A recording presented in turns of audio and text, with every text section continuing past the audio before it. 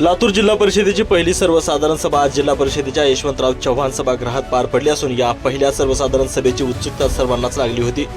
जिल्हाभरातील electronics मीडियाचे प्रतिनिधी देखील या सर्वसाधारण सभेचे वार्तांकन करण्यासाठी जिल्हा परिषदेच्या यशवंतराव चव्हाण सभागृहात पोहोचले।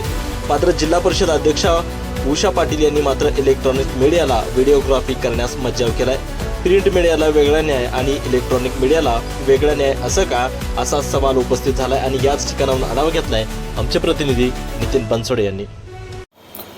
तब्बल 4.5 वर्षानंतर लातूर जिल्हा परिषदेची पहिली सर्वसाधारण सभा जी आहे ती आज दुपारी 12:30 वाजल्यापासून या ठिकाणी सुरू झालेली आहे आणि आपण पाहतोय लातूरच्या जिल्हा परिषदेतील यशवंतराव चव्हाण सभागृहामध्ये ही पहिली सभा जी आहे ती या ठिकाणी संपन्न होते। आणि या सभागृहामध्ये जर पाहायला गेले तर मोजके जर 2-3 जर सदस्य सोडले तर बाकी सगळे सदस्य जे आहेत ते नौके सदस्य आहेत।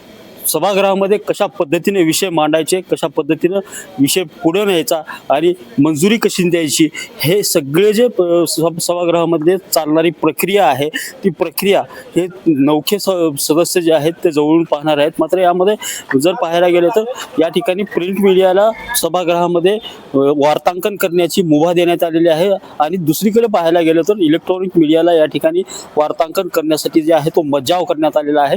पहिलीच सभा असल्यामुळं सर्व जिल्ह्याचं लक्ष या सभेवरती लागून राहिलेलं होतं। मात्र इलेक्ट्रॉनिक मीडियाला या ठिकाणी प्रवेश न दिल्यामुळे तो जिल्हा परिषदेच्या नवनियुक्त अध्यक्षांनी या ठिकाणी केल्याचं या ठिकाणी स्पष्ट या ठिकाणी दिसतंय।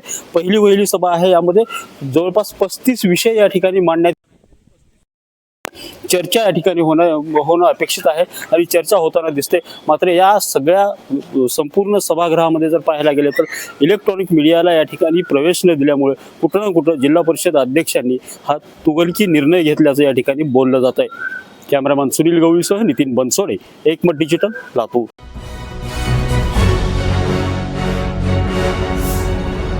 Thanks for watching Ekmat Digital.